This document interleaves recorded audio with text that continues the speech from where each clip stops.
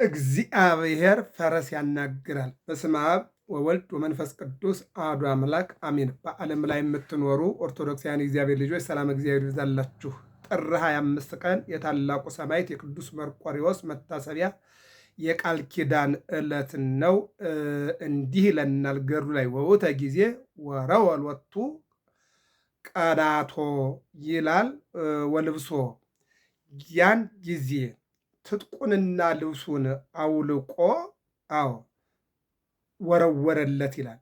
ጌታዬን አልክድም፣ ለረከሱ ጣዖታትህ አልሰግድም ብሎ ለጣዖት ስገድ፣ ለአማልክት ስገድ፣ መስዋዕት አቅርብ ብሎ ዳኪዎስ የተባለ ንጉሥ ቅዱስ መርቆሬዎስን ሲያዘው ወገቡ ላይ የታጠቀውንና የትጥቁን መሳሪያ አጠቃላይ በፊቱ ላይ ወረወረለት ይላል። ሲወረውርለት ዳኪዎስ የተባለው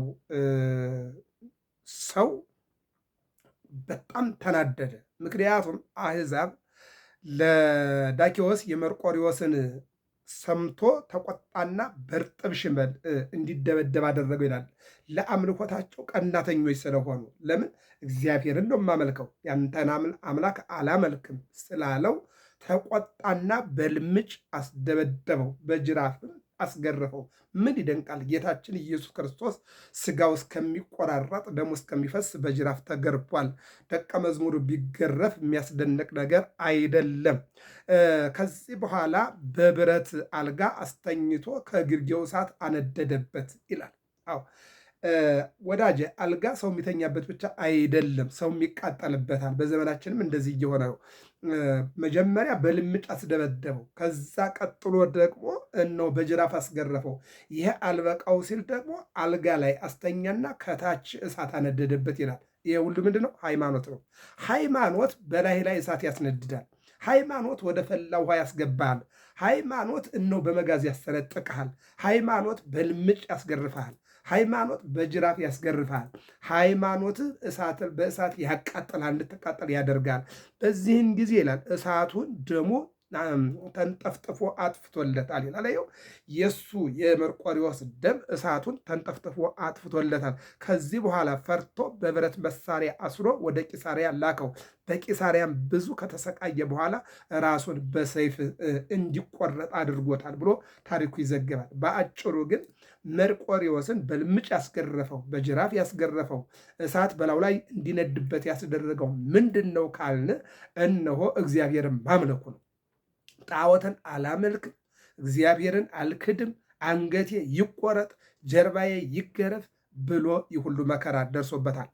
በዚህን ጊዜ ነው እንግዲህ እግዚአብሔር ዳኪዎስ የእግዚአብሔር ቃል በቅዱስ መርቆሬዎስ መሞት ይቋረጣል መስሎት መርቆሬዎስን ሲገለው የመርቆሬዎስ ፈረስ ተነሳና ወንጌል ማስተማር ጀመረ። ይሄ ነው እግዚአብሔር ፈረስን ያናግራል፣ እግዚአብሔር አህያን ያናግራል። እስኪ ዘኍልቍ 22 ላይ እንመልከት። ምን ይላል? በለዓም የተባለ መፈክርህንም ባህያ እነሆ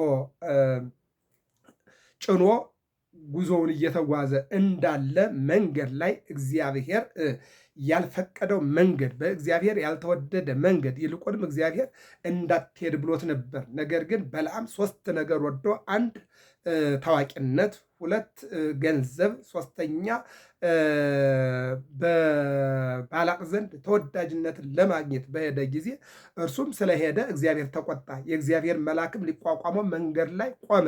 እርሱም በአህያይቱ ላይ 2ቱም ሎሌዎቹ ከእርሱ ጋር ነበሩ።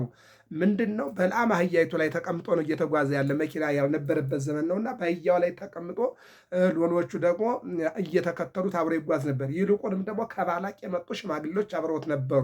አህያይቱም የእግዚአብሔር መልአክ በመንገድ ላይ ቆሞ የተመዘዘ ሰይፍ በእጁ ይዞ አየች። ከመንገዱም ፈቀቅ ብላ ወደ እርሻ ውስጥ ገባች። በለዓምም ወደ መንገድ ይመልሳት ዘንድ አህያይቱን ደጋግሞ ደበደባት፣ መታት። የእግዚአብሔርም መልአክ ከወይኑ ቦታዎች መካከል በወዲያና በወዲህ ወገን ግንብ በነበረበት በጠባብ መንገድ ላይ ቆሞ ነበረ።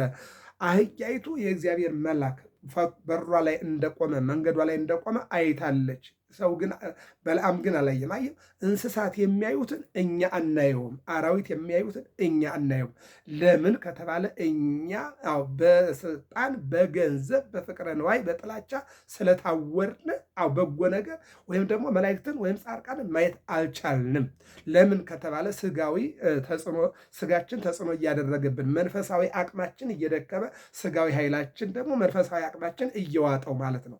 የእግዚአብሔር መልአክ ከወይኑ ቦታዎች መካከል በወዲያና በወዲህ ወገን ግንብ በነበረበት በጠባብ መንገድ ላይ ቆሞ ነበር ይልና አህያይቱም የእግዚአብሔር መልአክ አይታ ወደ ቅጥሩ ተጠጋች፣ የበለዓምንም እግር ከቅጥሩ ጋር አጣበቀች። እሱ ደግሞ ደጋግሞ ደበደባት፣ መታት ይላል። የእግዚአብሔር መልአክ ወደፊት ሄደ፣ በቀኝና በግራ መተላለፊያ በሌለበት በጠባብ ስፍራ ቆመ ይላል። መልአኩ መንገዱን ያዘ እንዳይጓዝ። ለምን? ከእግዚአብሔር ያልተፈቀደ መንገድ ስለሆነ ማለት ነው። አህያይቱም የእግዚአብሔርን መልአክ አየች። በለዓምም በታችኛይቱ በለዓም እጅግ ተቆጣ፣ አህያይቱንም በበትሩ ደበደባት ይላል። እንደውም ቁጥር 27 ላይ አህያይቱም የእግዚአብሔርን መልአክ አየች፣ ከበለዓምም በታች ተኛች ይላል። ከበለዓም ዝቅ ብላ ተኘች፣ መንገዱ ስለተያዘባት ዝቅ አለችና ተኛች ይላል። ከበለዓም ስር ተኛች፣ ጉልበቱ ላይ ጫማው ላይ ተኛች ይላል። በለዓም እጅግ ተቆጣ፣ አህያይቱንም በበትሩ ደግሞ ደበደባት ይላል። እግዚአብሔርም የአህያይቱን አፍ ከፈተ። ይህ ነው እንግዲህ እግዚአብሔር ፈረስን ያናግራል፣ እግዚአብሔር አህያን ያናግራል። እግዚአብሔር ፈረስን እንዲናገር ያደርጋል፣ አህያን እንዲናገር ያደርጋል እግዚአብሔር። አሁን ምን አለች እንግዲህ? የአህያይቱን አፍ ከፈተ። ወዳጄ ከሰተ አፉ ወልሳኑ ነበበ አይኮቶ ባርኮ ለእግዚአብሔር። የዘካርያስ አፍ ከ9 ወር ከ12 ቀን በኋላ ተከፈተ። የሰው አፍ ብቻ አይደለም፣ እግዚአብሔር የአህያ አፍ ይከፍታል። ይልቁንም ከራሷ ቋንቋ ውጭ በሰው ቋንቋ እንድትናገር ያደርጋል። ምን አለ? የአህያይቱን አፍ ከፈተ። በለዓምንም 3 ጊዜ የመታኝ ምን አድርጌህ ነው አለችው። በለዓምም አህያይቱን ስላላገጥሽብኝ ነው፣ በእጄስ ሰይፍ ቢኖር አሁን በገደልኩሽ ነበር አላት። አህያይቱም በለዓምን ከብዙ ዘመን ጀምሮ እስከ ዛሬ ድረስ የምትጠቀምብኝ አህያ አይደለሁምን? በውኑ እንዲህ አደርግ ዘንድ ልማዴ ነበርን አለችው። እርሱም እንዲህ አላደረግሽብኝም አላት። እግዚአብሔርም የበለዓምን ዓይኖች ከፈተ። የእግዚአብሔርን መልአክ በመንገድ ላይ ቆሞ የተመዘዘ ሰይፍ በእጁ ይዞ አየ፣ ሰገደም፣ በግንባሩ ወደቀ ይላል። መጀመሪያ ያየው ማን ነው? አህያዋ ናት። ምንድን ነው ያለችው? አናገረችው። ምን ብላ? ለምን ትደበድበኛለህ? እስካሁን እኔ አልታዘዝም ብዬ ያልኩበት ዘመን አለ? አስቸግሬህ አውቃለሁ? አሳዝኜህ አውቃለሁ? የለም። ነገር ግን አሁን ላይ መንገዴ ላይ እኔ የማልቋቋመው የማላልፈው ሰው ቆሞብኛል፣ መልአክ ቆሞብኛል ብላ የበለዓምን እብድነት አህያይቱ ገለጸችው ይላል። አንዳንድ ጊዜ እኮ የሰዎችን እብደት እኮ ምን ይገልጣል?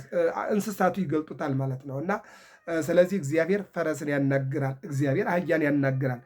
ምንድን ነው የሚለው? በስዕሉ ብዙ ተአምር ተደርጓል።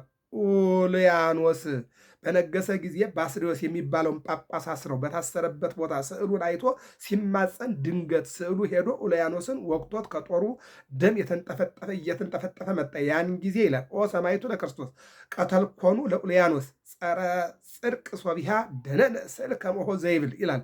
የክርስቶስ ሰማዕት ያንን የጽድቅ ጠላት ገደልኸውን ቢለው አዎ እንደሚል ስዕል ዘንበል አለ። ፈረሱ የሰው አንደበት ተሰጦት ከአፉ የእሳት ነጸብራቅ እየወጣ ለአሕዛብ ወንጌልን አስተምሯል ይላል። ፈረሱ አንደበት እንደገና 27 ዓመት እንዲያስተምሩናል። የዮሐንስ መጥምቅ አንገት ቢቆረጥ አንገቱ በላይ 2 ክንፍ አወጡ 15 ዓመት አስተምሯል።